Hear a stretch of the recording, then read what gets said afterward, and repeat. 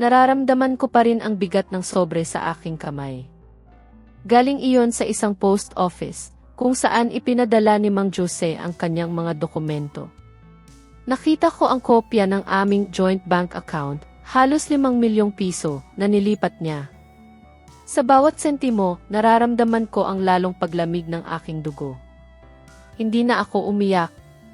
Sa halip, naramdaman ko ang isang kakaibang kalmado, isang pagbabago sa akin.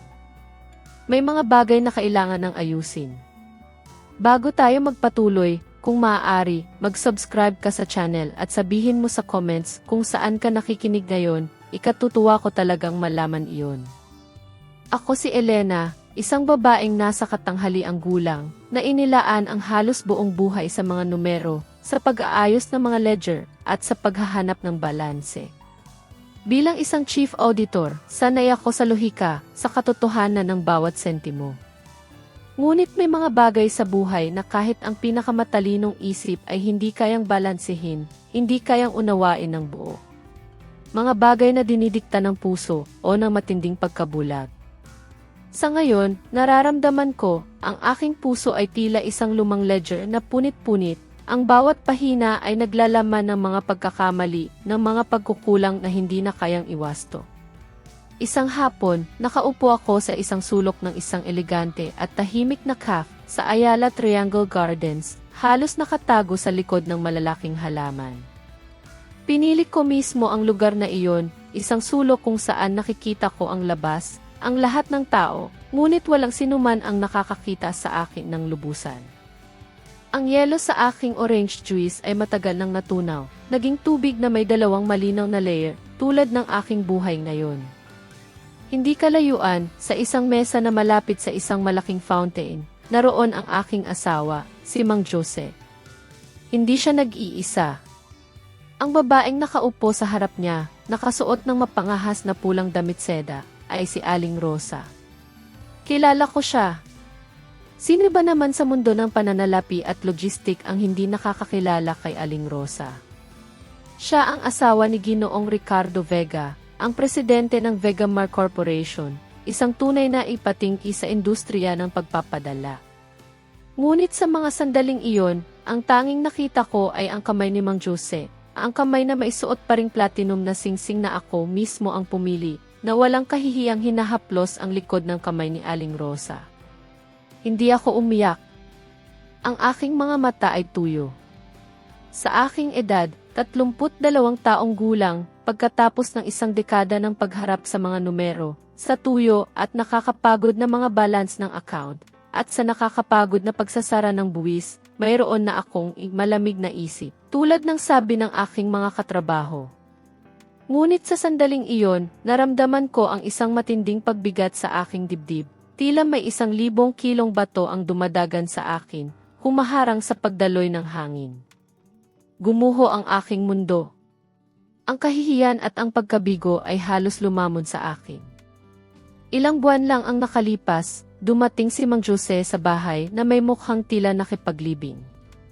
Sinabi niya na ang kanyang kumpanya, ang Fairer Builders Inc., ay may matinding problema sa legal at nanganganib na maembargo ang lahat ng ari-arian nito. Kinumbinsi niya ako na pumirma sa isang mutual divorce agreement. Elena, isa lang itong proseso, pakiusap niya sa akin, sa tinig na napakatapat kaya hindi ako nag-alinlangan kahit isang sandali. Kailangan kong ilagay sa aking pangalan ang lupa para sa isang bagong proyekto at makarecover ng kapital. Kung nakapangalan sa ating dalawa at malugi ang kumpanya, ibababa rin ng bangko ang bahay na titirhan mo at ng mga bata. Pinirmahan ko. Ginawa ko ito dahil nagtiwala ako sa aking asawa. Dahil gusto kong protektahan ang bubong ng aming magiging mga anak, kahit wala pa kami noon. Kapag naayos na ang lahat, ibabalik ko sa iyong pangalan ang lahat, pangako niya. Pinaniwalaan ko siya. Sa aming ilang milyong pisong ipon mula sa 10 taon kong pagtatrabaho, sinuportahan ko ang kanyang pangarap na magtayo ng sariling kumpanya. Ngayon, ang katotohanan ay unti-unting lumalatag sa aking harapan. Walang lupa. Walang proyekto. Tanging isang lalaking traidor na nagpaplanong bumuo ng isang bagong pugad sa sakripisyo ng kanyang tapat na asawa. Nakita mo na ba ang sapat? Isang malalim at magaspang na tinig ang umalinggaw sa itaas ng aking ulo na ikinagulat ko. Inangat ko ang aking paningin. Isang mataas, matipunong lalaki, nakasuot ng kulay madilim na kulay abo na trage, ang nakatayo sa tabi ko. Ang kanyang mukha ay matulis, ang kanyang mga mata ay malalim, ngunit malamig tulad ng isang lawa sa taglami. Siya si Ginoong Ricardo Vega, ang presidente ng Vegamar Corporation, ang asawa ng babaeng nagpapakita ng pagmamahal sa aking asawa. Nang hindi naghihintay na imbitahan ko, hinila ni Ginoong Ricardo ang isang upuan at umupo sa harap ko. Ang kanyang tindig ay tulad ng isang lalaking sanay magbigay ng utos. Kalmado at may otoridad, inilapag niya sa mesa ang isang makapal na folder. Ang tunog ng papel laban sa kahoy ay tuyo at matigas. Ginagastos ng iyong asawa ang aking pera, sabi ni Ginoong Ricardo, sa parehong neutral na tono na gagamitin niya sa pagkomento sa isang buwanang ulat pinansyal. At inihanda niya ang kanyang pagtakas upang iwan kang walang tirahan. Tiningnan ko ang folder pagkatapos ay si Ginoong Ricardo. Ano ang gusto mo? Hindi siya agad sumagot. Itinulak niya ang folder sa akin. Buksan mo. Pahina 5. Ipinasa ko ang mga pahina gamit ang nanginginig na mga daliri. Ang pahina 5 ay isang kopyang legal ng Mutual Divorce Agreement. Ang petsa ng pirma ay 1 linggo pa lang ang nakalipas. Ang pulang selyo ng hukuma ng unang pagkakataon ay tila isang madugong panunuya sa aking buhay. Paano ito nangyari? Bumulong ang aking tinig. Sinabi niya na hindi niya pa ito inihahain. Inihain niya ito pagkatapos mong pumirma, putol ni Ginoong Ricardo. Ang kanyang tinig ay malamig, malupit, ngunit ito ang katotohanan kailangan kong marinig. At dahil pumirma ka sa isang kasunduan na walang pagtatalo sa ari-arian, upang tulungan siyang makatakas sa batas, sa ngayon ay legal kang walang anumang pag-aari. Ang bahay na iyong tinitirhan, ang kotse na iyong minamaneho, maging ang pera na iyong inalis sa joint account para ipuhunan niya, lahat ay legal na kanya. Binitiwan ko ang folder. Ang pakiramdam ng pagtataksil at panlilinlang ay umakyat sa aking lalamunan tulad ng isang mapait na apdo. Hindi ko lang nawala ang aking asawa, kundi pati na rin ang aking dignidad at ang aking pananampalataya sa kabutihan. Ako, isang sertipikadong auditor na hinahangad ng maraming kumpanya, ay nilinlang sa pinakamasakit na paraan ng lalaking nakasama ko sa buhay. Ang pinakamalaking pagkakamali sa aking pagkalkula sa aking pag-iral, na ang presyo ay ang lahat ng aking kabataan at ang aking ipon. Pinagmamasdan ni Ginoong Ricardo ang aking reaksyon, pinaningkitan ang kanyang mga mata, sinusuri ako. Ang pagkalungkot ay hindi nakakalutas ng anumang bagay. Ikaw ay isang babaeng may kaalaman sa pananalapi. Mas naunawaan mo ang batas ng pagkalugi at kita kaysa kaninuman. Ituring mo na itong nalugi na investment. Ngayon, oras na para mag-isip ng restructuring. Itinaas ko ang aking paningin kay Ginoong Ricardo, sinubukang bawiin ang aking karaniwang kapanatagan. Inayos ko ang aking buhok at ang kwelyo ng aking blusa. Hindi mo ako hinanap para lang ipaalam na ako ay isang bigo, hindi ba, Ginoong Vega? Isang bahagyang ngiti ang lumitaw sa sulok ng kanyang mga labi, tila nasisiyahan sa aking mabilis na pagbawi. Tama. Sa ngayon ay isa kang solong babae. Ako rin ay natapos na ang aking diborsyo kay Aling Rosa, ngunit mas matalino siya kaysa sa iyo. Kinokontrol pa rin niya ang kapangyarihang pinansyal sa aking kumpanya dahil hindi pa natatapos ang paghahati ng mga ari-arian. Ipinasok niya ang kanyang mga tao sa departamento ng accounting at inililihis ang mga pondo ng grupo upang suportahan ang iyong ex-asawa. Huminto si Ginoong Ricardo, yumuko at ibinaba ang kanyang tinig. Nagmamay-ari ako ng bilyon-bilyong piso, ngunit kailangan ko ng isang taong mapagkakatiwalaan, isang taong may propesyonal na kakayahan upang i-audit ang buong sistema at pigilan ang daloy ng maruming pera na kinukuha ni Aling Rosa. Kailangan ko ng isang legal na asawa na papalit sa kanya at, sa pamamagitan ng lehitimong iyon, ay lilinisin ang istruktura. At bakit ako, tanong ko? Ang aking isip ay nagtatrabaho na ng buong bilis. Una, mayroon kang motibo. Galit ka kina Mang Jose at Aling Rosa. Pangalawa, ang iyong resume ay walang kapintasan. Ex-chief auditor ng isang malaking grupo ng pamamahagi, may profesional na lisensya, sikat sa iyong mahigpit na kontrol sa gastos. Pangatlo, at ang pinakamahalaga, hindi na tayo naniniwala sa pag-ibig. Maaari tayong magtulungan batay sa kapwa-interes. Tiningnan ako ni Ginoong Ricardo ng direkta sa mga mata at inihagis ang kanyang huling panukala. Kung tatanggapin mo, sa 8:00 ng umaga, magpakita ka sa Manila Civil Registry.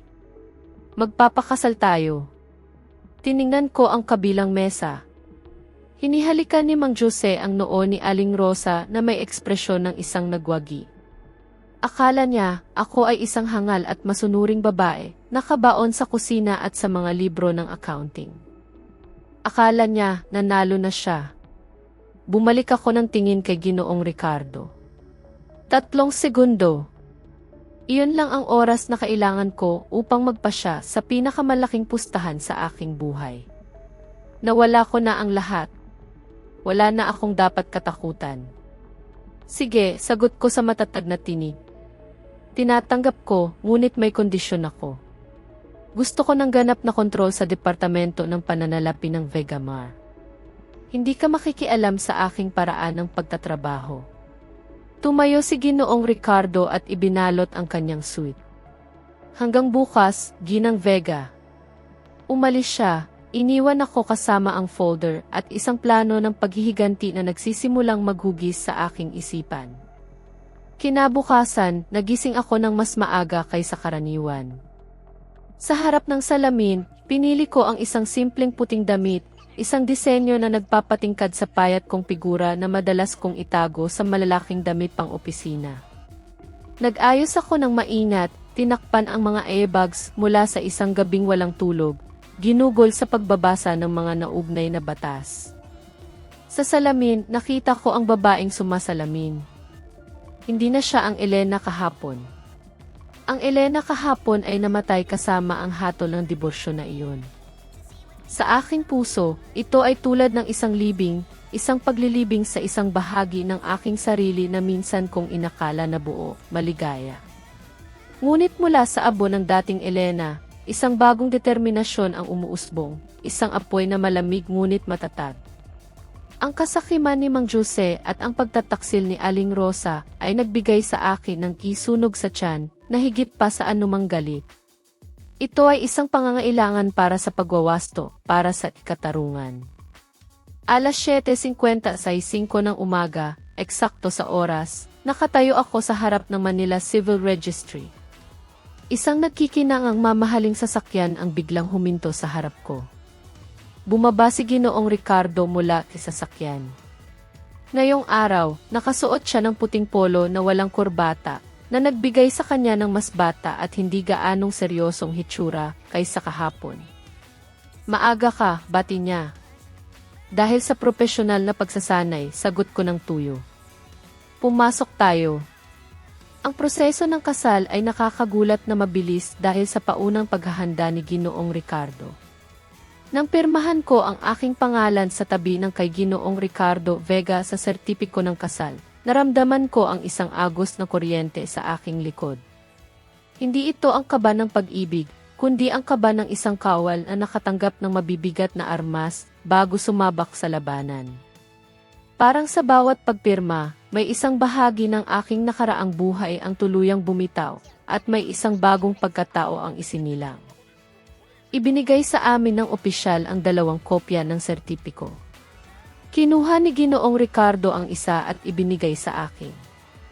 Maligayang pagdating sa Vegamar, sabi niya, gamit ang iyo sa unang pagkakataon.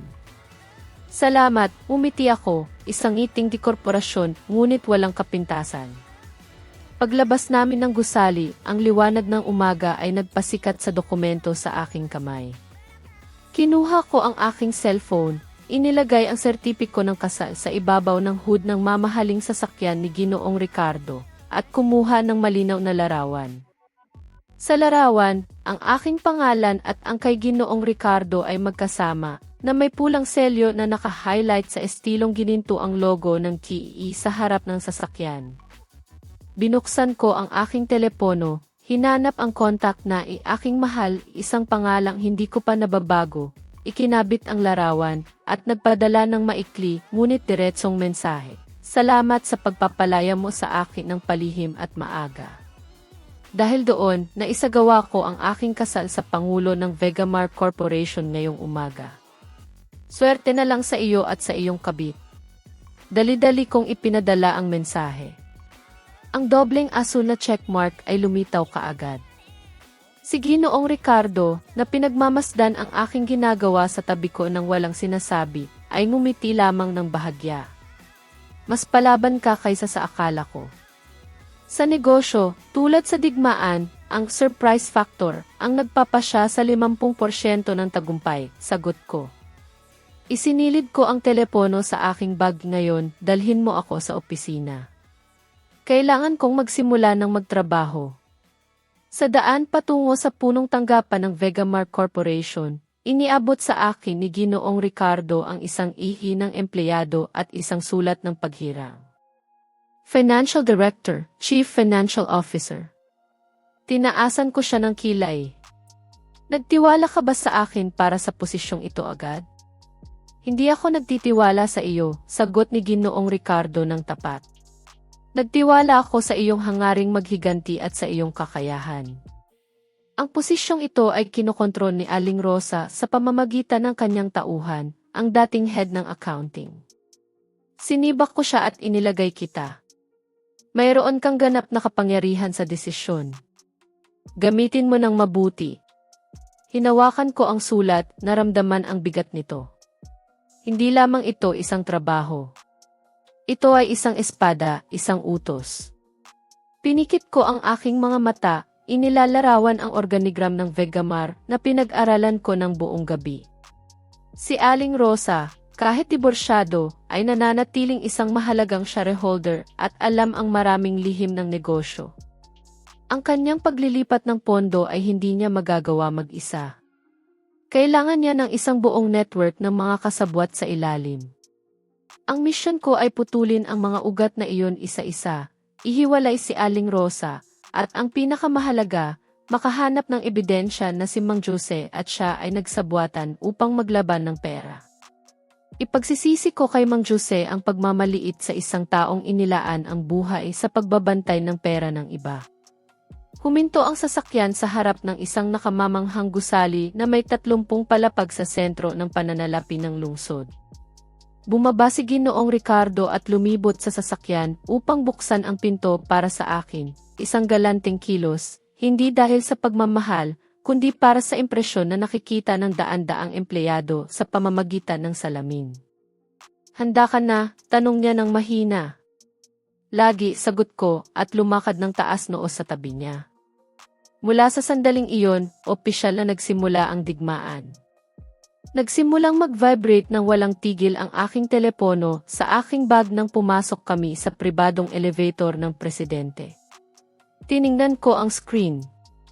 Si Mang Jose. Hindi ko sinagot. Hayaan ko itong tumunog hanggang sa maputol at muling tumunog ng pangalawa, pangatlong beses. Ang aking katahimikan sa sandaling iyon ang pinakamasakit na pagpapahirap sa kanya. Samantala, sa isang marangyang penthouse sa Bonifacio Global City, si Mang Jose ay malamang na nababaliw na. Mailalarawan ko ang eksena ng perpekto. Ibinato niya ang telepono sa sofa, ang kanyang mukha ay namumula sa galit, gumagalaw ng walang direksyon. Si Aling Rosa, sa tabi niya, ay magtatanong ng may kunot noo kung ano ang nangyayari. At sa pagkakita ng larawang ipinadala ko, ang kanyang make-up na mukha ay magbabago. Nang huminto ang elevator sa ika-30 palapag, sinagot ko.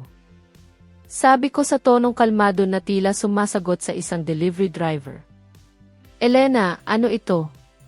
Ano ang ibig sabihin ng larawang iyan?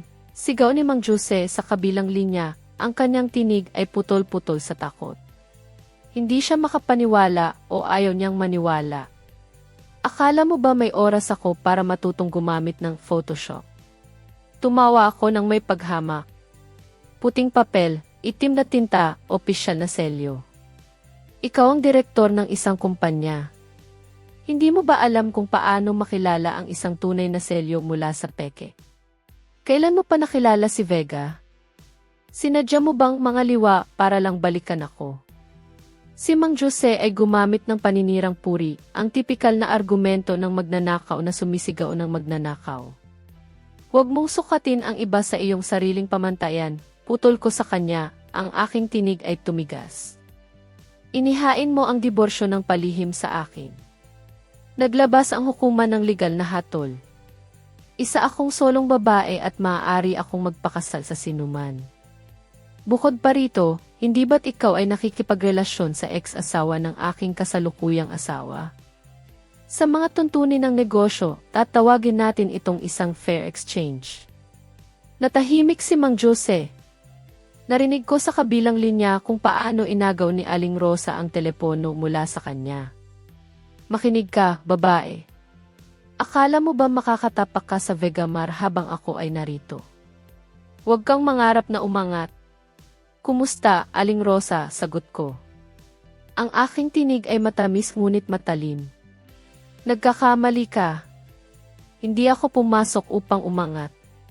Pumasok ako bilang legal na asawa ng presidente, bilang may-ari ng bahay. Ikaw, sa ngayon, ay isang shareholder lamang, isang stranger.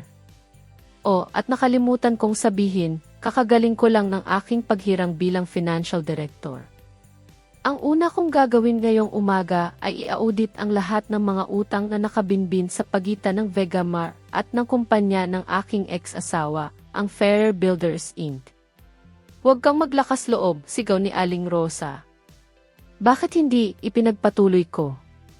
Narinig ko na malaki ang utang ng Fairer Builders Inc. Sa Vegamar dahil sa mga advance payment para sa materyales, ngunit wala pa ring trabahong nagawa. Bilang CA, itinuturing ko ang utang na iyon na may mataas na peligro. Sa tingin ko, kailangan kong ipag-utos ang agarang pagkuha ng kapital. Elena, huwag kang gumawa ng kalokohan. Nakuha ni Mang Jose ang telepono. Ang kanyang tono ay nagbago mula sa pagiging agresibo tungo sa pagmamakaawa. Pag-usapan natin. Ano ang gusto mo? Bibigyan kita ng bahagi ng pera mula sa pagbebenta ng lupa. Magkita tayo at mag-usap. Ang pera mula sa lupa. Humalakhak ako ng mapait. Sa iyo na iyan. Kakailanganin mo ng maraming pera upang bayaran ang mga abogado para sa mga krimen na malapit mong harapin. Ibinalik ko ang telepono at pinatay. Bumukas ang pinto ng elevator. Sa harap ko ay ang malaking bulwagan ng punong tanggapan ng Vegamar. Ang mga empleyado ay papalabas-pasok, ngunit lahat sila ay humihinto upang magbigay galang nang makita si Ginoong Ricardo. Tiningnan nila ako ng may pagtataka at pagsusuri. Bumaling sa akin si Ginoong Ricardo nang may bahagyang paghanga sa kanyang mga mata. Pinatay mo sila sa takot, ngunit ang pananakot ay isang bagay. Ang pagkuha ng resulta ay iba. Hintayin mo lang, sabi ko. Hinigpitan ko ang aking bag at lumakad ng matatag patungo sa departamento ng accounting. Hindi ako nananakot, ako ay nagdedeklara ng digmaan. Ang departamento ng pananalapi at accounting ay nasa ika-28 palapag. Isang makapal na pinto ng salamin ang naghihiwalay sa mundo ng mga numero mula sa iba pang bahagi ng kumpanya. Itinulak ko ang pinto at pumasok. Sumunod sa akin nang malapitan si Ginoong Ricardo bilang isang matibay na suporta. Sa loob, ang kapaligiran ay isang kaguluhan ng mga bulungan. Nagtitipon ang mga tao sa maliliit na grupo, nagkukwentuhan. Walang duda, ang balita ng mabilis na pagpapakasal ng presidente ay kumalat na parang apoy. Tumahimik ang lahat, utos ni Ginoong Ricardo. Ang kanyang tinig ay hindi malakas, ngunit ang kanyang otoridad ay agad na nagpatahimik sa silid. Lahat ng tingin ay nakapako sa amin. Itinuro niya ako at ipinakilala. Ito si Ginang Elena, ang aking asawa at ang bagong financial director ng grupo. Mula sa sandaling ito, anumang desisyon na may kaugnayan sa kita, gastos, o pag-apruba ng budget ay kailangang dumaan sa kanya. Ang sulat ng paghirang ay ipapadala sa internal mail sa loob ng susunod na 5 minuto. Muling bumulong-bulungan ang mga empleyado, ngunit mas mahina na ngayon. Ipinasa ko ang aking tingin sa silid. Sa isang sulok, isang babaeng nasa katanghaliang edad, nakasuot ng makapal na salamin na may gintong frame, ang nakatingin sa akin ng matalim. Ang kanyang ekspresyon ay hindi gulat, kundi puot. Siya si Aling Lourdes Yanez, ang kasalukuyang head ng accounting, ang kanang kamay ni Aling Rosa. Pinag-aralan ko ng mabuti ang kanyang file. Si Aling Lourdes ang nag-apruba ng hindi mabilang na fictitious representation expenses, upang mailihis ni Aling Rosa ang pera. Diretso akong lumakad patungo sa mesa ni Aling Lourdes. Kumusta, Aling Lourdes? Kailangan kong ibigay mo sa akin agad ang lahat ng accounting books, ang mga digital signature tokens, at ang mga passwords ng e-system.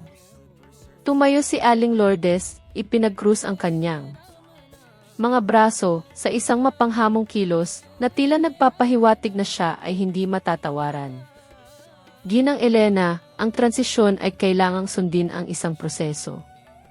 Ang mga libro ng maraming taon ay hindi maaaring ibigay ng basta-basta. Bukod pa rito, sinusunod ko ang mga direktiba ng Board of Directors, kung saan naroon si Ginang Aling Rosa. Napakabilis ng iyong paghirang. Kailangan kong kumpirmahin ito sa kanya. Sinusubukan niyang bumili ng oras. Gusto niyang pahabain ang proseso upang sirain ang mga ebidensya o manipulahin ang datos. Aling Lourdes, umiti ako, inilapag ang sulat ng paghirang na may pirma ni Ginoong Ricardo at selyo ng grupo sa kanyang mesa. Ayon sa mga tuntunin ng kumpanya, ang Pangulo ay may kapangyarihang magtalaga ng matataas na opisyal sa mga sitwasyong pang-emergency.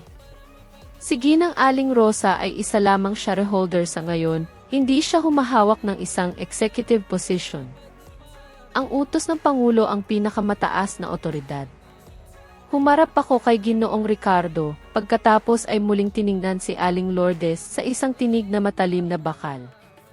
Kung sa loob ng 15 minuto ay hindi mo ibibigay ang lahat, isusulat ko ang iyong agarang pagpapaalis dahil sa insubordinasyon at pagharang sa operasyon ng kumpanya. Kasabay nito, ipapaimprinta ko ang iyong computer at hihilingin ko ang interbensyon ng pulisya upang imbestigahan ang posibleng krimen ng malversation.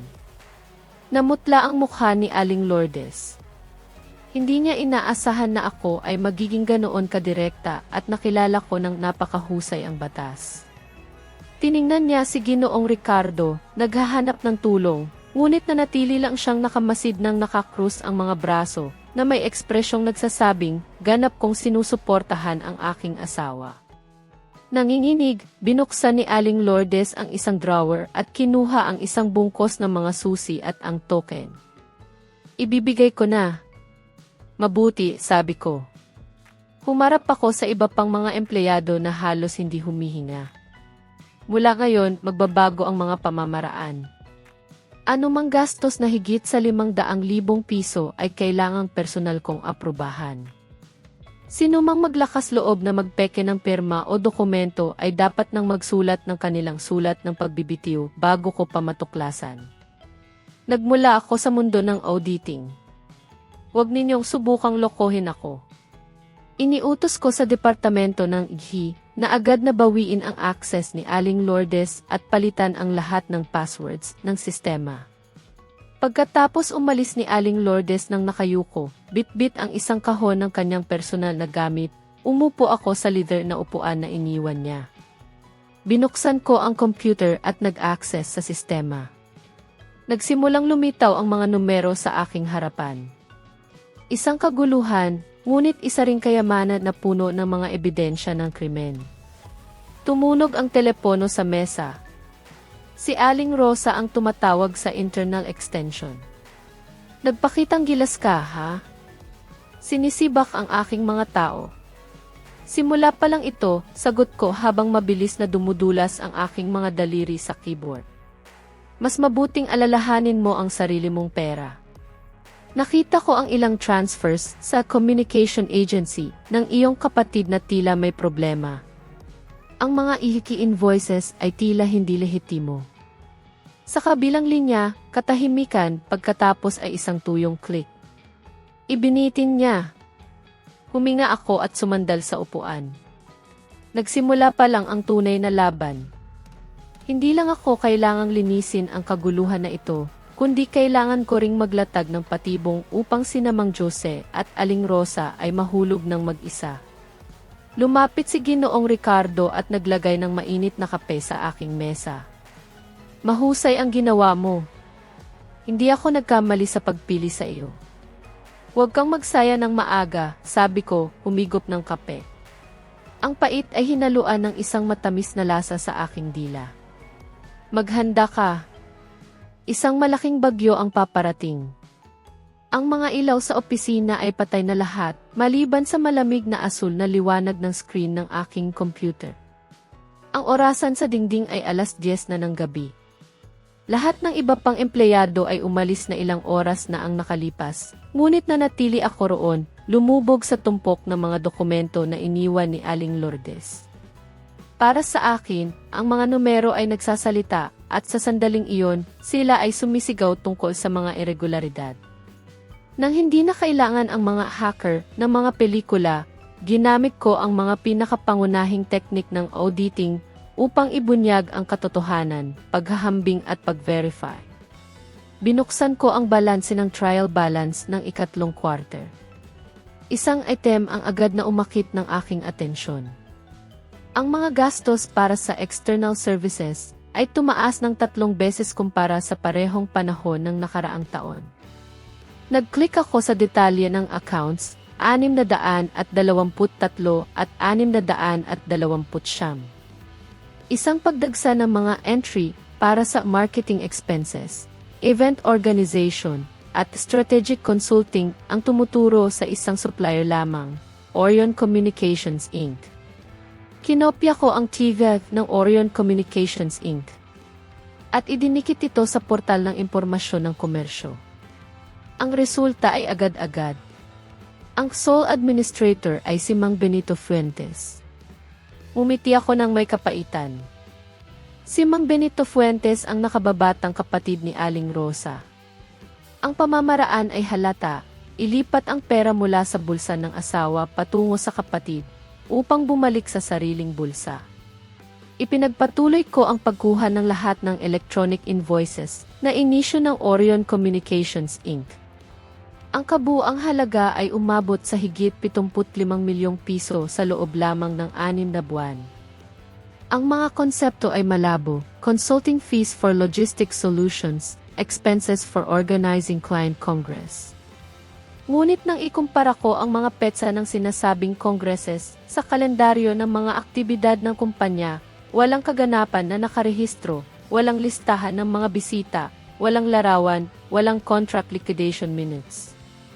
Ito ay malinaw na isang kaso ng pagbili at pagbebenta ng mga false invoices upang ilihis ang mga pondo ng kumpanya at iwasan ang corporate income tax. Iniprint ko ang mga bank statements at ang mga suspicious invoices at inilagay ang mga ito sa isang pulang folder. Ito ay simula pa lamang. Kailangan kong suriin ng mas malalim ang accounts payable.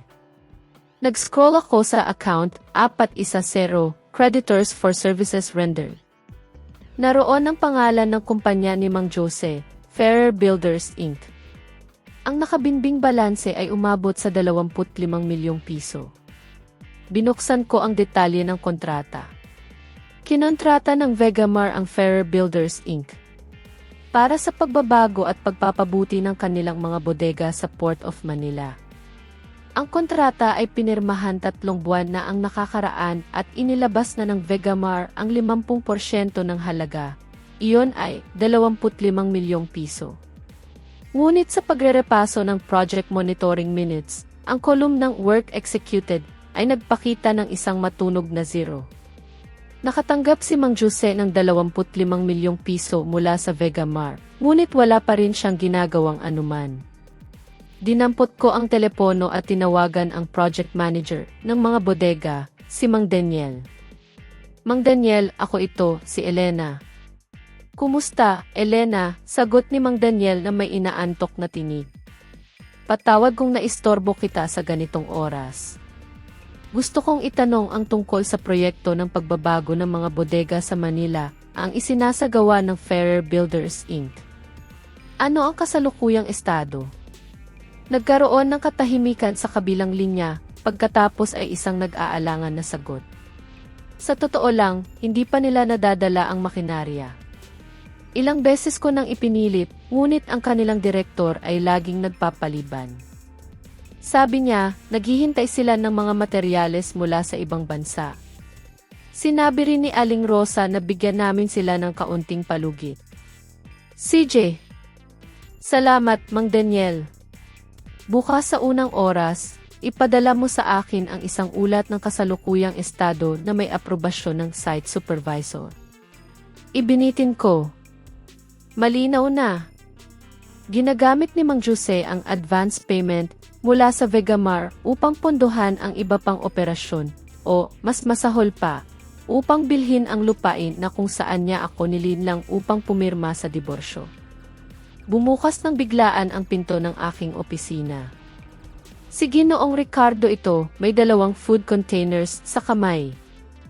Akala ko matutulog ka sa opisina. Kumain ka muna, pagkatapos ay magpatuloy ka. Tiningnan ko si Ginoong Ricardo at pagkatapos ay ang tumpok ng mga ulat sa aking mesa. Nahanap ko ang bakas. Napakabilis, sabi ni Ginoong Ricardo. Inilapag ang pagkain at hinila ang isang upuan. Ang kanyang maskulin na pabango, banayad at kaaya-aya, ay ibang-iba sa amoy ng murang tabako na inilalabas ni Mang Jose kamakailan. Sakim sila, ngunit pabaya, itinuro ko ang screen. O marahil ay masyado silang tiwala na walang sinuman ang maglalakas loob na i-audit ang mga account ng boss. Tingnan mo ito. 75 milyong piso na inilipat sa kapatid ni Aling Rosa, 25 milyong piso na inilabas kay Mang Jose para sa isang ghost project. Isang kabuang 100 milyong piso ang nawala sa loob lamang ng 2 quarter. Pinagmamasdan ni Ginoong Ricardo ang mga numero, ang kanyang mukha ay tumigas. Alam kong kinukuha ni Aling Rosa ang pera, ngunit hindi ko akalain na ganoon kalaki. Kaya pala, ang operating cash flow ay napakahigpit nitong nakaraang mga buwan. Para sa isang logistics group, ang cash flow ay ang dugo na nagpapalusog sa katawan. Ang mawala ng 100 milyong piso ng likwidasyon sa ganoong maikling panahon ay parang pagdurusa sa isang arterial hemorrhage. Huwag kang mag-alala, babawin ko ang lahat. Kapital at interes, sabi ko. Binuksan ko ang container. Ang aroma ng inihaw na solomilyo ay nagpatunog sa aking tiyan. Kumain ka muna, sabi ni Ginoong Ricardo, ipinasa sa akin ang mga kubyertos. Bukas, magkakaroon tayo ng isang napaka-interesanting pagpupulong sa Board of Directors. Kinuha ko ang tinidor. Sa unang pagkakataon sa loob ng ilang buwan, naramdaman ko na mailasa ang pagkain. Hindi dahil sa masarap ang ulam, kundi dahil alam kong hindi na ako nag-iisa sa laban na ito. Sa mga sandaling iyon, habang tinitingnan ko ang mga numerong sumasayaw sa screen, naramdaman ko ang lamig na unti-unting bumabalot sa aking puso. Ito ba ang katarungan na aking hinahanap o simula pa lang ng mas malalim na laban? Para sa inyong mga nakikinig, anong damdamin ang pumupuno sa inyong puso sa pagdinig ng ganitong uri ng kataksilan? Maaari niyo bang ibahagi sa akin sa mga komento? Ang inyong mga salita ay mahalaga sa akin. Pagkaraan ng isang napakahalagang pagpupulong sa umaga, kung saan ipinahayag ko ang aking mga natuklasan sa Board of Directors ng Vegamar. Naging malinaw na ang 100 milyong pisong nawawala ay hindi lamang simpleng pagkakamali. Ito ay isang sadyang paglilihis, isang malaking panlilinlang na pinangunahan ni na Aling Rosa at Mang Jose. Sa aking utos, agad akong nagpadala ng formal na abiso sa East Commercial Bank. Ipinagbigay alam ko sa kanila ang paglabag sa kontrata ng Fairer Builders Inc. Mayroon silang malaking advance payment bond para sa proyekto sa Port of Manila na hindi pa nasisimulan. Sa loob ng ilang oras, ang mga account ng Fairer Builders Inc. ay na-freeze. Ramdam ko ang bigat ng desisyon, ngunit ito ay kailangan. Ito ang tanging paraan upang pigilan ang karagdagang pagkawala ng pondo ng Vegamar. At, sa isang paraan, ay simulan ang pagkuha ng katarungan na aking hinahanap. Alam kong ang bawat hakbang ko ay magdudulot ng domino effect. Alam kong darating ang ganti. Hindi nga ako nagkamali.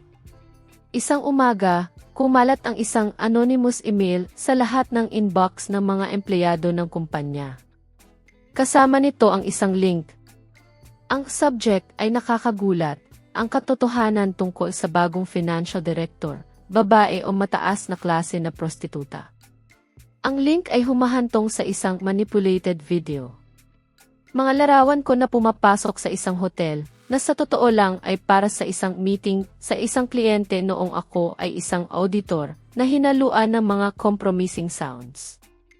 Sa ibaba, isang mapanirang puri na artikulo ang nagsasaad na matagal na akong naging kabit ni Ginoong Ricardo, na nakipagsabuatan ako para nakawin ang lahat mula kay Mang Jose, at pagkatapos ay iniwan ko siya para sa isang milyonaryo. Ang buong kumpanya ay naging pugad ng mga tsismis. Ang mga tingin na dati ay puno ng paggalang, ngayon ay puno ng paghamak at pagtataka. Umupo ako sa aking opisina, mahigpit na hawak ang mouse. Mas kasuklam-suklam si Mang Jose kaysa sa akala ko. Gusto niyang gamitin ang public opinion upang sirain ang aking reputasyon at pilitin akong magbitiw. Ito ay isang mababang uri ng pag-atake, ngunit ramdam ko ang kirot ng kahihiyan na hindi ko inaasahan. Kahit gaano kakatatag, ang mga ganitong salita ay kumakapit sa kaluluwa, tulad ng alikabok sa isang lumang kasangkapan. Ang aking telepono ay tumunog. Si Ginoong Ricardo. Nakita mo ba ang email? Ang kanyang tinig ay nakakagulat na kalmado. Naninira siya, sagot ko. Huwag kang mag-alala. Manatili ka sa iyong opisina at huwag kang lalabas. Ako ang bahala. 5 minuto pagkatapos, umalinggaw ang public address system ng gusali. Ang tinig ni Ginoong Ricardo, matatag at may otoridad, ay nagtawag sa lahat ng empleyado sa main lobby agad-agad. Bumaba rin ako. Nakatayo si Ginoong Ricardo sa isang plataporma na may malamig at nagbabantang ekspresyon. Sa tabi niya, ang head ng AP at ang direktor ng legal department. Kakatanggap ko lang ng impormasyon tungkol sa isang email na naninira sa aking asawa, si Ginang Elena, sabi ni Ginoong Ricardo, ang kanyang tinig ay umalinggaw sa lobby. Gusto kong ipahayag na ito ay isang masamang hangarin na paninirang puri. Nahanap ng aming departamento ng IHI ang i-address kung saan ipinadala ang email. Nagmula ito sa isang internet cafe na malapit sa tirahan ni Mang Jose Ferrer, ang direktor ng Fairer Builders Inc.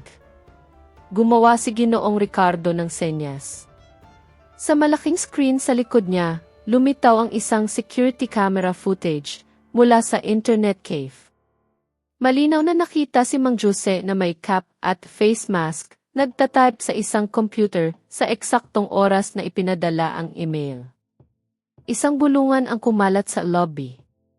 Ang aming mga abogado ay naghahanda na ng kaso laban kay Ginoong Ferrer para sa isang krimen ang paninirang puri at label with publicity na nakasaad sa Revised Penal Code, ipinagpatuloy ni Ginoong Ricardo. Bukod pa rito, gusto kong ipahayag na sinumang empleyado ng Vegamar na magkokomento o magbabahagi ng maling impormasyong ito ay agad nasisibakin. Kami ay isang malaking corporate group. hindi isang pamilihan ng murang tsismis. Natahimik ang karamihan. Pinatay ni Ginoong Ricardo ang apoy ng public opinion agad-agad sa pamamagitan ng hindi matatawarang ebidensya. Pagkatapos ay humarap siya sa akin, ang kanyang tingin ay lumambot.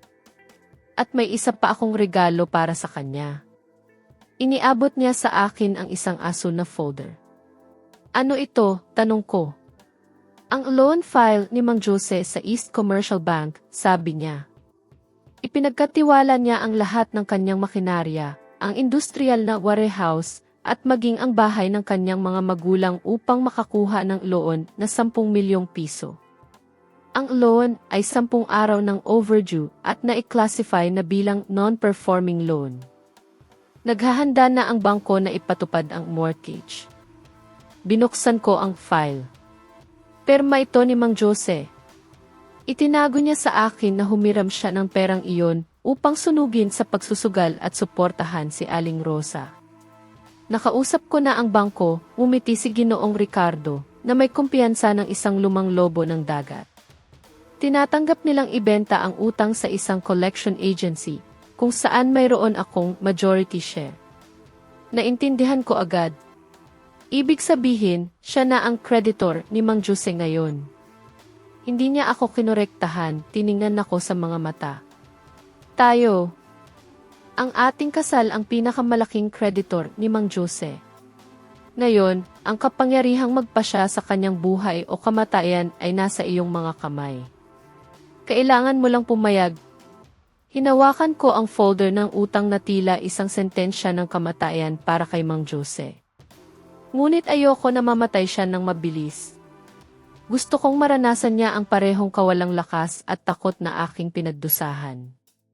Nagsaayos ako ng isang meeting kay Mang Jose, hindi sa isang cafe, kundi sa mga opisina ng Ferrer Builders Inc. Mismo. Nang dumating ako, ang opisina ay disyerto. Halos lahat ng empleyado ay umalis na dahil sa hindi pagbabayad ng sahod. Nakaupo si Mang Jose na nakasubsob ang ulo sa mesa, napapalibutan ng mga walang laman na bote at cigarette butts. Tila siya ay tumanda ng 10 taon sa loob ng 1 linggo. Nang makita ko, inangat niya ang kanyang ulo. Ang kanyang mga mata, na namumula sa dugo, ay nagnininga sa galit. Ano ang ginagawa mo rito? Darating ka ba para pagtawanan ako? Darating ako para maningil ng utang, sabi ko ng malamig, inilapag ang folder sa mesa. Tiningnan ito ni Mang Jose ng palihim at tumawa ng mapait. May utang ako sa bangko, hindi sa iyo. Huwag mo akong subukang takutin. Ang pinakamasamang magagawa ng bangko ay i-embargo ang warehouse. Wala akong pakialam. Tingnan mo ng mas malapitan. Itinuro ko ang dokumento ng credit assignment. Ibinenta ng bangko ang iyong utang sa Active Management Solutions Inc. At nagkataon na ang sole administrator ng kumpanyang iyon ay ako, si Elena. Namutla ang mukha ni Mang Jose.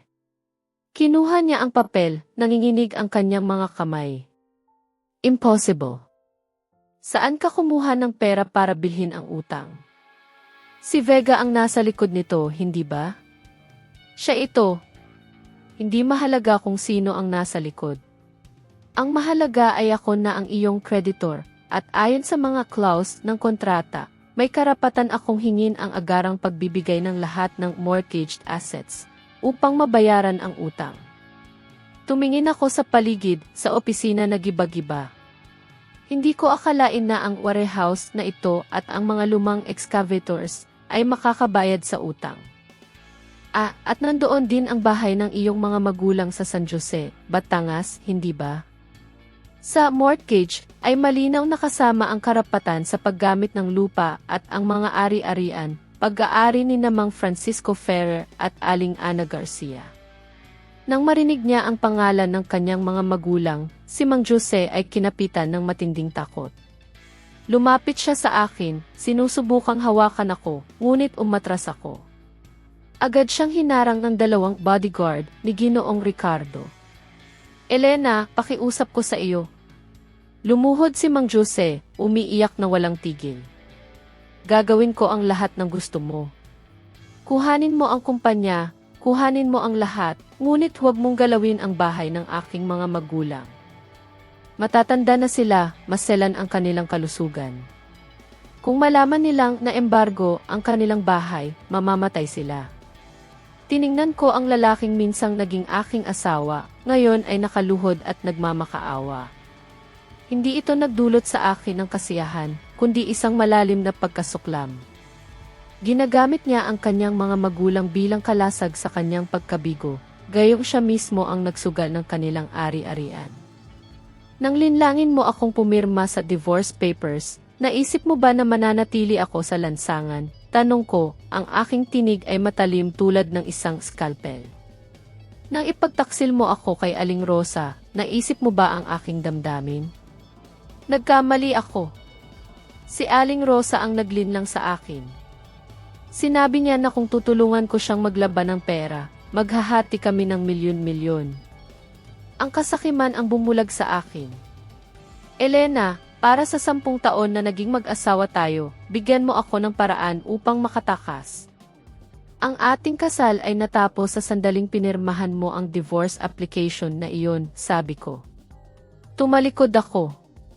Bibigyan kita ng 2 pagpipilian. Una, pirmahan mo ang assignment ng lahat ng shares ng Fairer Builders Inc. At ng lupain na iyong binili sa aking pangalan upang mabayaran ang utang. Pangalawa, bukas na bukas, magpapadala ako ng isang tao sa iyong bayan upang i-foreclose ang bahay ng iyong mga magulang. Inangat ni Mang Jose ang kanyang ulo. Ang kanyang mukha ay namutla. Ang lupain na iyon ang huling natitira sa akin.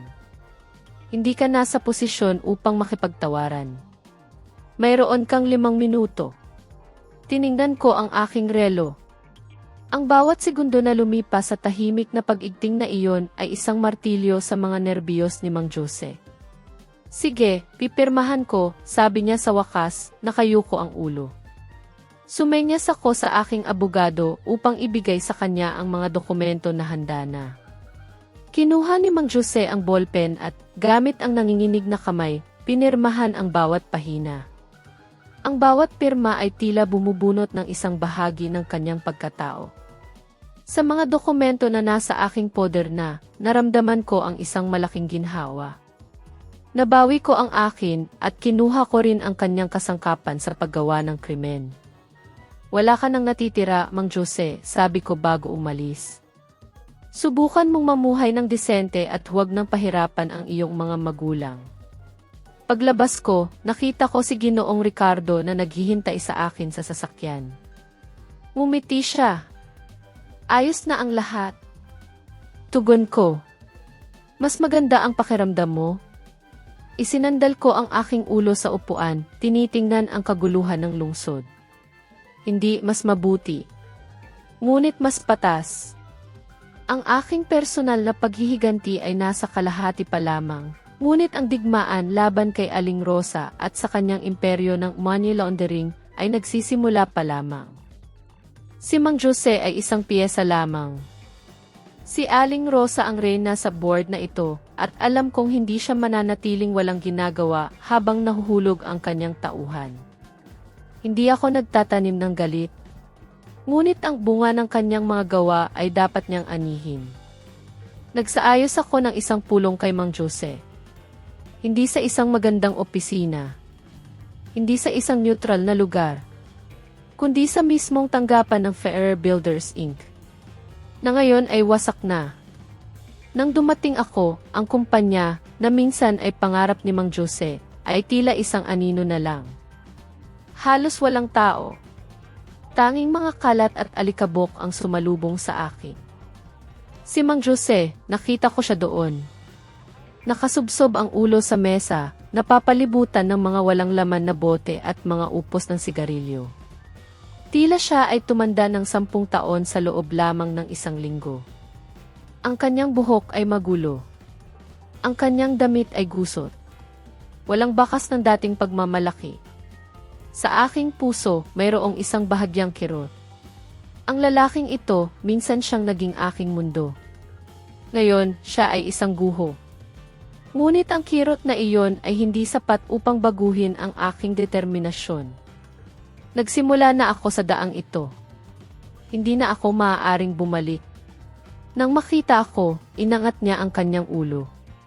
Ang kanyang mga mata na namumula sa dugo ay nagnininga sa galit. Ano ang ginagawa mo rito? Darating ka ba para pagtawanan ako? Ang kanyang tinig ay tuyo at parang nakikipaglaban. Darating ako para maningil ng utang, sabi ko ng malamig, inilapag ang folder na dala ko sa mesa. Tiningnan ito ni Mang Jose ng palihim, pagkatapos ay tumawa ng mapait. May utang ako sa bangko, hindi sa iyo. Huwag mo akong subukang takutin. Ang pinakamasamang magagawa ng bangko ay i-embargo ang warehouse. Narinig ko ang kanyang mga salita. Mga salitang nagpapahiwatig ng kanyang pagtanggi sa katotohanan. Ngunit para sa akin, ang katotohanan ay malinaw. Wala akong pakialam. Tingnan mo ng mas malapitan, sabi ko, itinuro ang dokumento ng credit assignment. Ibinenta ng bangko ang iyong utang sa Active Management Solutions Inc. At nagkataon na ang sole administrator ng kumpanyang iyon ay ako, si Elena. Namutla ang mukha ni Mang Jose. Ang kanyang mga kamay ay nanginginig habang hinawakan niya ang papel. Impossible.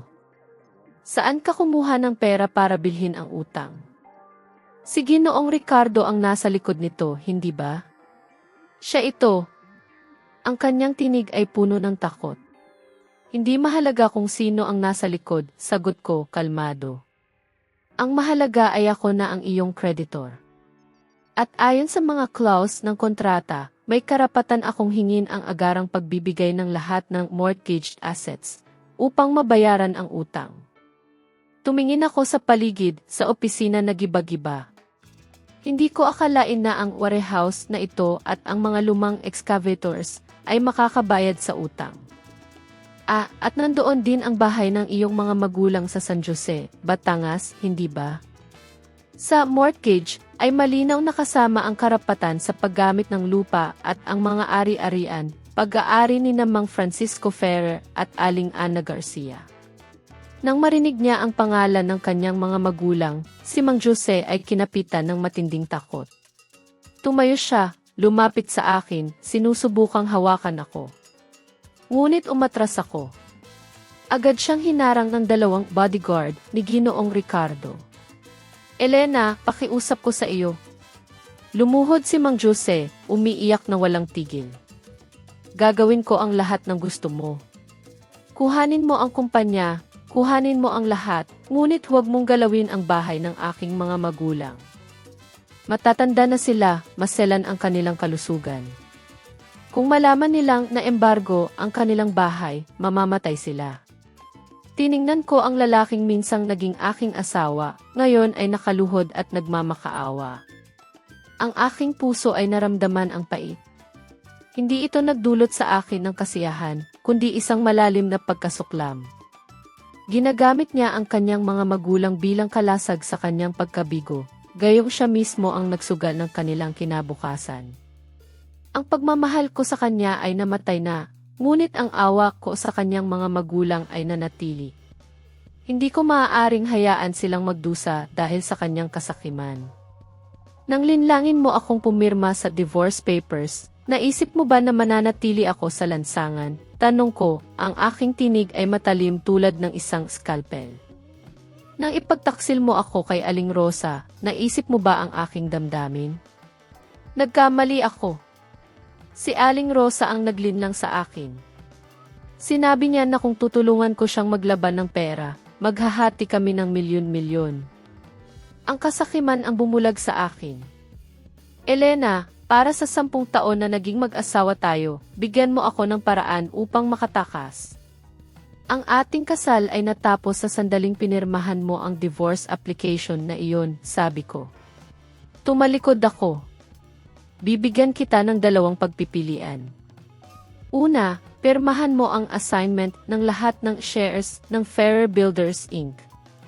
at ng lupain na iyong binili sa aking pangalan upang mabayaran ang utang. Pangalawa, bukas na bukas, magpapadala ako ng isang tao sa iyong bayan upang i-foreclose ang bahay ng iyong mga magulang. Inangat ni Mang Jose ang kanyang ulo. Ang kanyang mukha ay namutla. Ang lupain na iyon ang huling natitira sa akin. Hindi ka nasa posisyon upang makipagtawaran. Mayroon kang 5 minuto. Tiningnan ko ang aking relo. Ang bawat segundo na lumipas sa tahimik na pag-igting na iyon ay isang martilyo sa mga nerbiyos ni Mang Jose. Sige, pipirmahan ko, sabi niya sa wakas, nakayuko ang ulo. Sumenyas ako sa aking abogado upang ibigay sa kanya ang mga dokumento na handa na. Kinuha ni Mang Jose ang ballpen at, gamit ang nanginginig na kamay, pinirmahan ang bawat pahina. Ang bawat pirma ay tila bumubunot ng isang bahagi ng kanyang pagkatao. Sa mga dokumento na nasa aking poder na, naramdaman ko ang isang malaking ginhawa. Nabawi ko ang akin at kinuha ko rin ang kanyang kasangkapan sa paggawa ng krimen. Wala ka nang natitira, Mang Jose, sabi ko bago umalis. Subukan mong mamuhay ng disente at huwag nang pahirapan ang iyong mga magulang. Paglabas ko, nakita ko si Ginoong Ricardo na naghihintay sa akin sa sasakyan. Ngumiti siya. Ayos na ang lahat.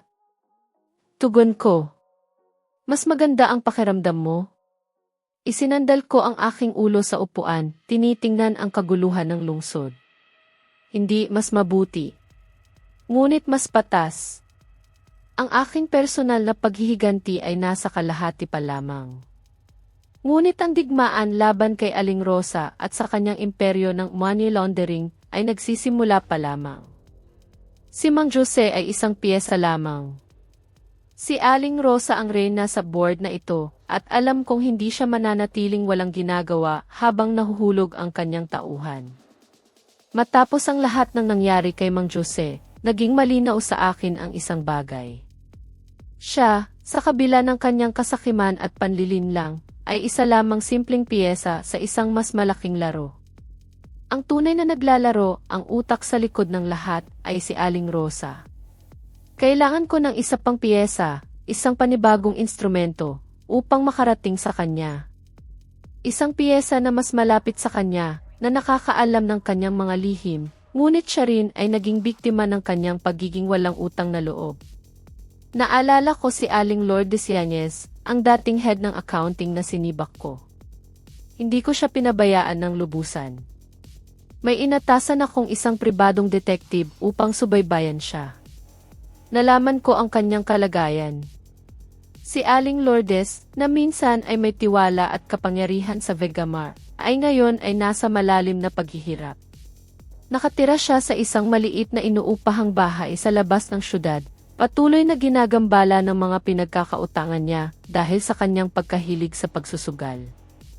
Ang balita ng kanyang pagpapaalis ay kumalat ng mabilis. Walang kumpanya ang naglakas loob na kumuha sa kanya dahil sa mansa ng walang etikang profesional sa kanyang record. Ang kanyang buhay ay tila isang bukas na sugat at para sa akin, iyon ang aking oportunidad. Hindi para lalong saktan, kundi para gamitin ang kanyang sitwasyon upang makamit ang isang mas malaking katarungan. Isang Miyerkules ng hapon, nagmaneho ako patungo sa isang malungkot na cafe sa isang working-class district. Doon ko inayos ang pulong namin ni Aling Lourdes. Pagpasok ko, nakita ko siya. Nakaupo siya sa isang sulok, mahigpit na hawak ang isang baso ng tubig, nanginginig ang mga kamay. Tila siya ay tumanda ng 10 taon. Nang makita niya ako, napuno ng takot ang kanyang mga mata at akmang tatakbo siya. Upo ka, sabi ko, sa isang tinig na kalmado, ngunit may sapat na otoridad upang pigilan siya. Kung lalabas ka sa pintuan na iyan, ipapadala ko agad ang folder na ito sa pulisya. Inilapag ko ang isang Manila envelope sa mesa. Tinitigan niya ito, nilunok ang laway. Ano-ano ang gusto mo? Hindi na ako nagtatrabaho doon. Wala na akong maibibigay sa iyo. Hindi ka na nagtatrabaho doon, Aling Lourdes, ngunit ang iyong mga krimen ay nananatili, sagot ko. Binuksan ko ang envelope at kinuha ang ilang dokumento. Ito ang mga ebidensya na nakipagsabwatan ka sa isang auto repair shop upang palakihin ang gasto sa pagpapanatili ng truck fleet ng kumpanya sa loob ng nakaraang 3 taon. Ang kabuuang halaga na iyong binulsa ay lumampas sa 1 milyong piso. Ito ay isang krimen ng appropriation at ang kaparusahan ay maaaring umabot ng hanggang 6 na taon sa kulungan. Namutlas si Aling Lourdes. Nanginginig, lumuhod siya sa tabi ng mesa. Ginang Elena, pakiusap, patawarin niyo ako.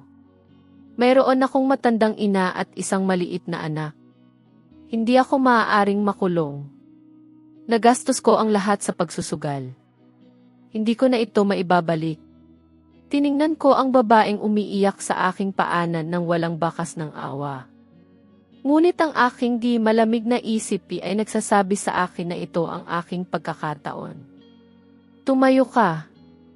Hindi ako pumunta rito para pakinggan ang iyong mga pagdaing. Maaari kitang patawarin at maging tulungan kitang bayaran ang iyong mga utang. Sa isang kondisyon. Inangat ni Aling Lourdes ang kanyang ulo na may bahid ng pag-asa sa kanyang mga mata. Anong kondisyon? Gagawin ko ang anuman upang hindi makulong. Gusto kong maging espiya kita, sabi ko, ibinaba ang aking tinig at tiningnan siya ng direkta. Alam kong patuloy kang nakikipag-ugnayan kay Aling Rosa. Kailangan niya ng isang taong mapagkakatiwalaan para sa kanyang mga shadow operations. Ngayon na hindi na siya naglakas loob na gumamit ng sinuman mula sa Vegamar, gusto kong bumalik ka sa kanya. Magpanggap kang tapat at ipagbigay alam sa akin ang bawat galaw niya. Nag-alinlangan si Aling Lourdes. Alam niya kung gaano kalupit si Aling Rosa, ngunit mas malaki ang takot niya sa kulungan. Kung malaman ni Ginang Aling Rosa, papatayin niya ako. Kung hindi mo gagawin, bukas ay kakatok ang pulisya sa iyong pintuan, sabi ko, binigyan siya ng isang ultimatum.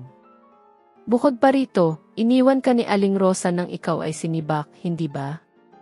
Binigyan ka ba niya ng kahit 1 sentimo upang bayaran ang iyong mga utang o tinrato ka ba niya na parang isang asong hindi nakapakipakinabang?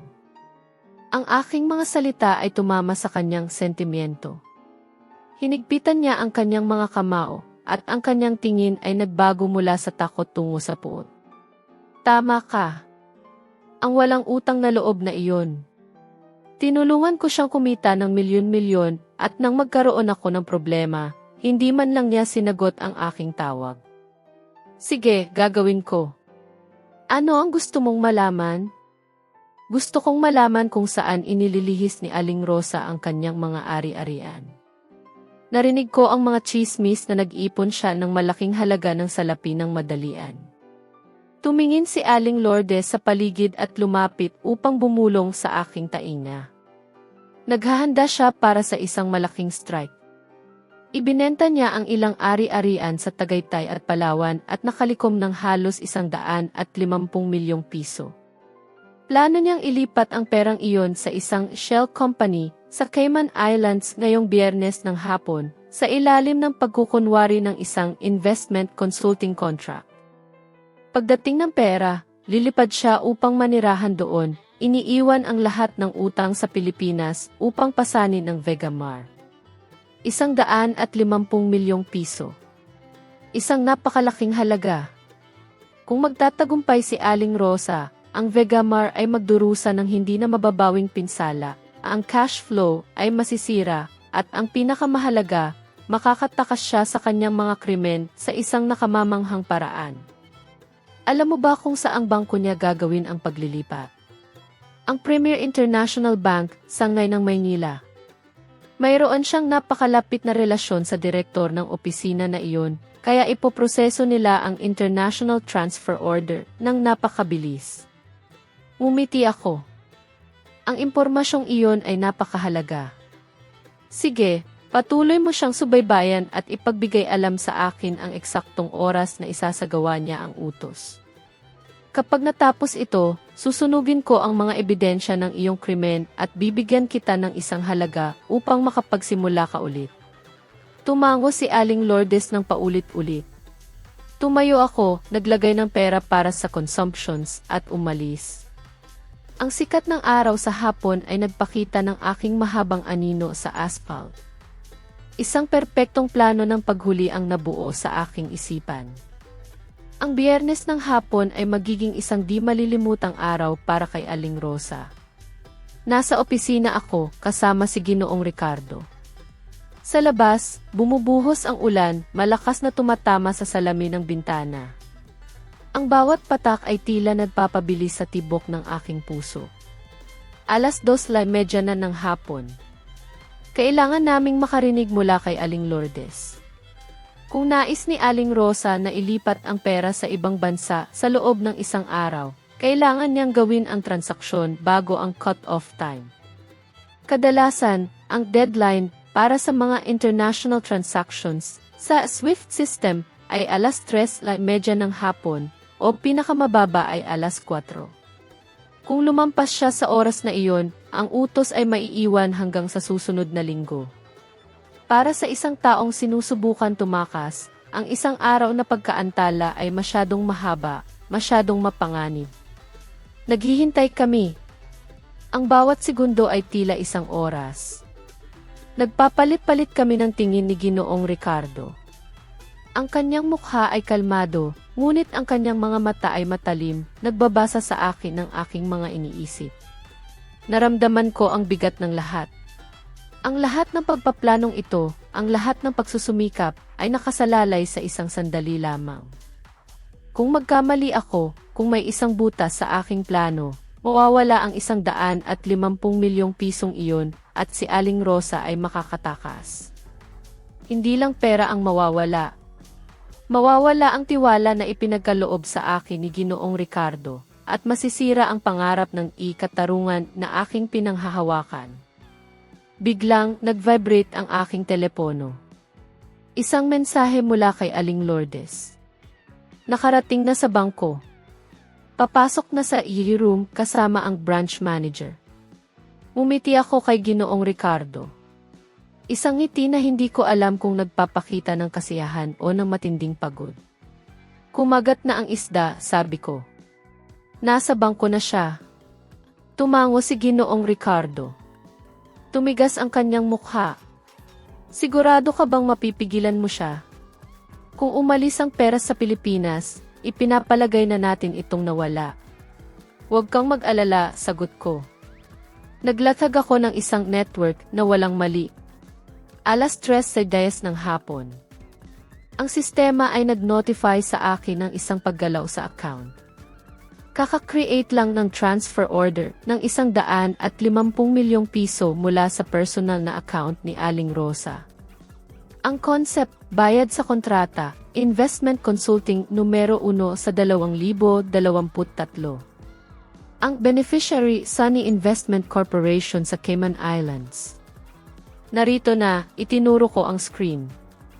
Ang utos ay nasa pending approval na estado. Agad kong tinawagan si Mang Marco. Mang Marco, ang utos ng 150 milyong piso ay kakapasok lang sa sistema. Ito ang pera ng embezzlement na sinabi ko sa iyo. I block mo na agad. Sa kabilang linya, narinig ko ang pagtatype ng isang keyboard. Nakikita ko, Elena. Napakalaking halaga, ngunit pinipilit ng branch na aprubahan namin agad. Sabi ng manager, ZE client daw at nasa ayos naman daw ang mga dokumento, ang international contract. Kung ay block ko ng walang dahilan, nanganganib akong kasuhan. Ang mga dokumento ay peke. Ang Sunny Investment Corporation ay isang shell company, sabi ko ng mabilis at matatag. Pinapadalhan kita ng isang urgent fax na humihiling ng asset freeze kay Aling Rosa dahil kakatanggap lang ng hukuman ng isang kaso para sa asset division pagkatapos ng diborsyo. Gamitin mo ang system alert para sa risk of compliance at I hold ang utos. Kailangan mo lang maghintay hanggang matapos ang 3:30 ng hapon upang wala siyang magawa. CJ, nagtitiwala ako sa iyo. Ipasa ko ang file sa Departamento ng Compliance Control para sa isang masusing pagsusuri. aabutin iyon ng kahit 2 oras. Pagkatapos ng cut-off time, kahit ang reyna ng Pilipinas ay hindi makakapaglipat ng perang iyon. Ibinitin ko, huminga ng malalim. Sa screen, ang estado ng utos ay nagbago mula pending tungo sa in review. Sa iiroong ng bangko, mailalarawan ko ang kaguluhan. Malamang na nakaupo si Aling Rosa ng balisa, tinitingnan ang orasan. Alas 3:20. 15 minuto na lang bago magsara ang mga international transactions. Pinadalhan ako ni Aling Lourdes ng isa pang mensahe. Sinigawan niya ang mga staff ng bangko. Gusto niyang kausapin ang general manager. Namumula na ang mukha niya sa galit. Hayaan mo siyang sumigaw, sagot ko. Sa oras na ito, kausap ko ang general manager. Wala namang pulong, syempre. Ngunit alam ko ang mga banking protocols.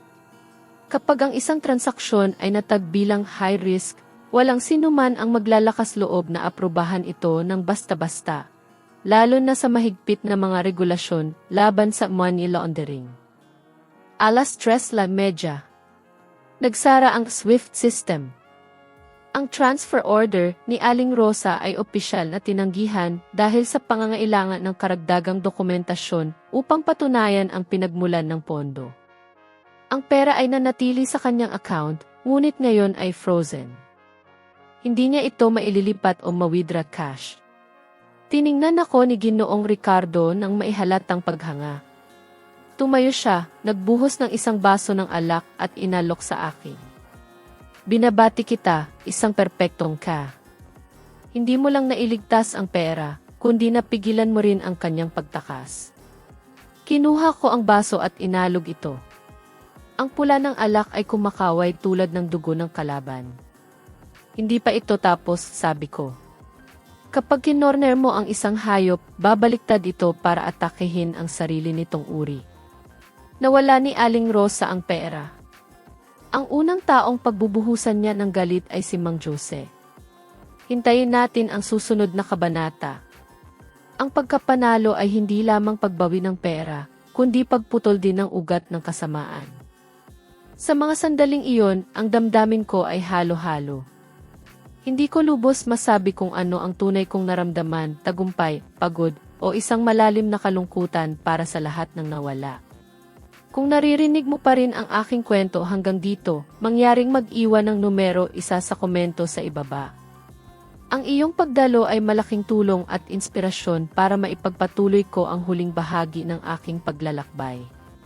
Ang laban na iyon sa bangko ay nagtapos. Naipit ang kanilang plano. Ngunit sa likod ng tagumpay na iyon, may bahagi pa rin ng aking puso ang nagtatanong, ito ba talaga ang wakas? Ang pagod ay kumalat sa aking katawan, ngunit ang isip ko ay nanatiling gising, naghahanap pa rin ng mga sagot na hindi matatagpuan sa mga numero o sa mga batas. Ang bawat hakbang ay may kapares na bigat. Hindi laging madaling piliin ang daan, lalo na kung ang landas ay puno ng tinik. Sa mga sandaling tulad nito, kapag ang katahimikan ay bumabalot, ang bawat isa sa atin ay mayroong sariling pagninilay. Marahil ay may pumupukaw na damdamin sa inyo, o may kwento kayong nais ibahagi, na hindi kailangang sabihin sa malakas na tinig. Ang buhay ay isang malaking libro, at bawat pahina ay nagtatago ng sariling aral. Kung nais ninyong manatiling bahagi ng paglalakbay na ito, at marinig pa ang mga susunod na yugto ng aking buhay, ang patuloy ninyong pagsubaybay ay magbibigay ng lakas sa akin. Naway samahan ninyo ako sa tahimik na ganti. Ang video na ito ay isang katang-isip na kwento na hango sa mga karanasan sa buhay. Hindi ito ginawa upang husgahan ang sinuman, kundi upang maging tahimik na paanyaya sa pagninilay tungkol sa buhay at sa pakikitungo natin sa kapwa. Ang mga tauhan, pangalan, at lugar ay walang kaugnayan sa tunay na buhay at binago upang hindi makapinsala sa kaninuman. Naway makatulong ang kwentong ito upang kahit saglit ay maalala mo ang sarili mong buhay at ang mga mahalaga sa iyo.